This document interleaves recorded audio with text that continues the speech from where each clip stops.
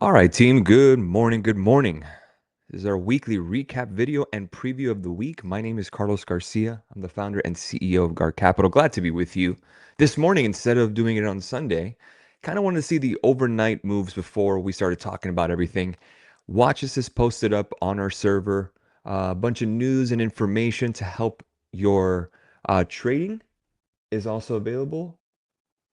Let's see if I can go ahead and add a screen. See here if I can, it's just the screen here.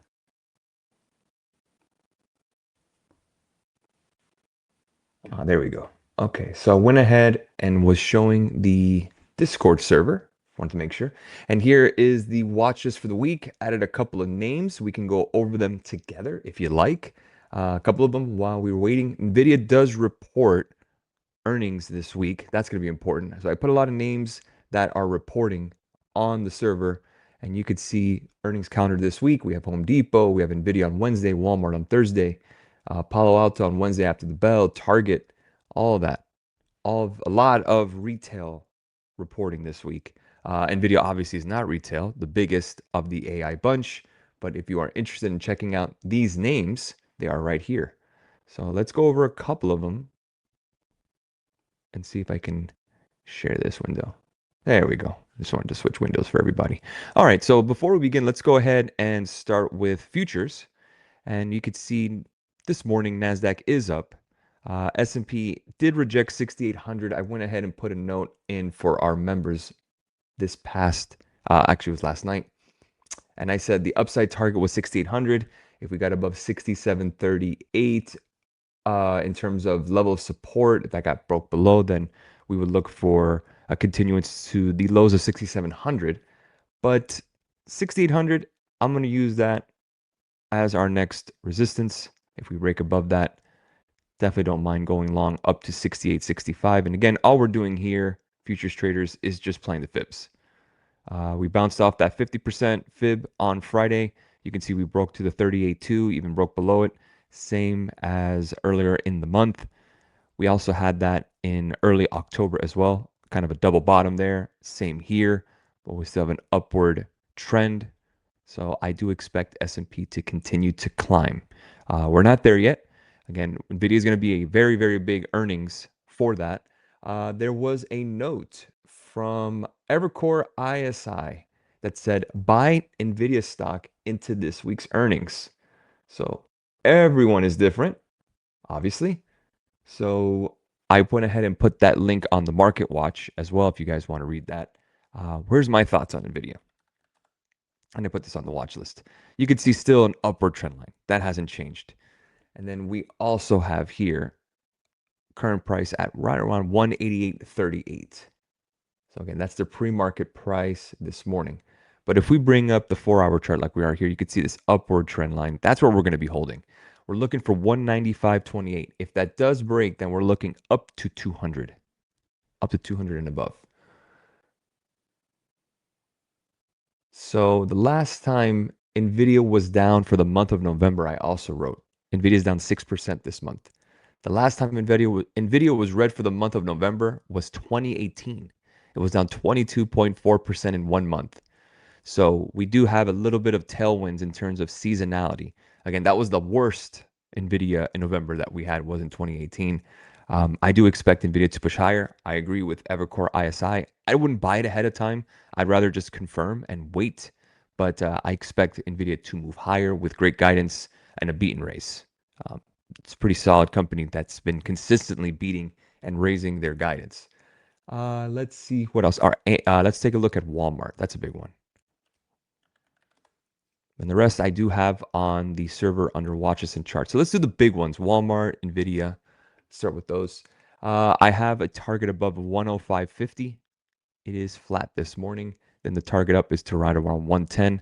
As long as we're holding up this upward trend line.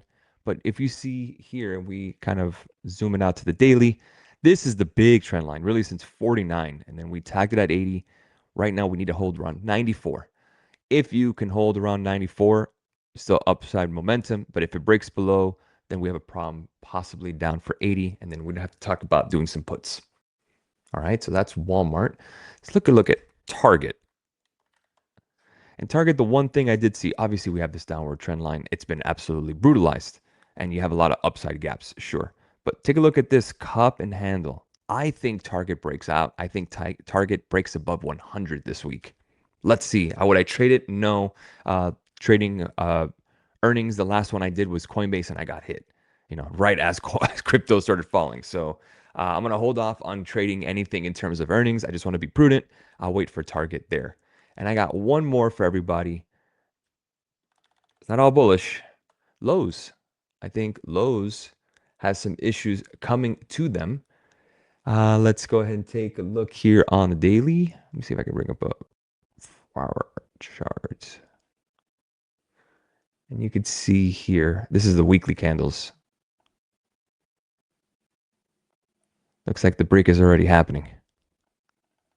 See if we can break this out a little more. Looks like the test is coming for the breakdown here on Lowe's.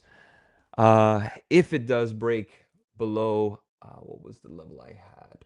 Below 227.85, not even. I have it right under 220. That is your key level of support. If that breaks down below, looks like 200 would be coming next. Again, that upward trend line, that monthly MA, that's the 50 MA. Big trouble if that breaks down. I actually would be short Lowe's. And then one more for the road, Google. Uncle Warren Buffett went ahead and made an investment with Berkshire Hathaway. So we're looking at it here above 296.12. We'll be playing the 300 calls. It's rejecting it currently. If we go ahead and zoom out on the 4-hour chart, we could see here that it's really just sideways action. It's been holding up pretty well after the pullback in AI type stocks. And I think there was one other.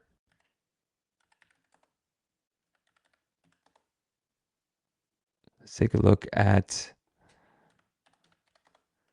QUBT. This is Quantum. Quantum has been taking a hit. Quantum just beat on earnings. QUBT, they're up this morning, right around 20%. QBTS finally bouncing a little bit. But again, the expectation was a pullback, and that's what we got. So as long as we hold above 21, that's what seems to be the good spot right now. If you guys want to take a nibble on some Quantum after it's been pulling back lately. Let's take a look at gold to round it up here, since we already did S&P for futures. And the only concern here on gold is just reclaiming this trend line.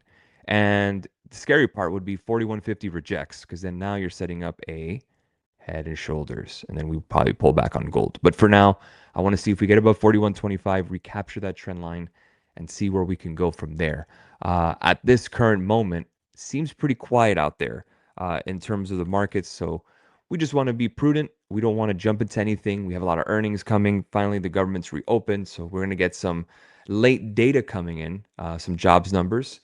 Let's take a look at what we got in terms of economic data this week. The big one is non-farm payroll report. That's going to be on Thursday, November 20th. So average hourly earnings, non-farm payroll report. Remember, that's usually the first Friday of the month. Again, this has been delayed due to the government shutdown. FOMC meeting minutes will be on Wednesday. Again, more talk of possible rate cut in December. So what we want, sorry to say, is that we want bad news. Bad news is probably still going to be bad news, but we want money to be cheaper.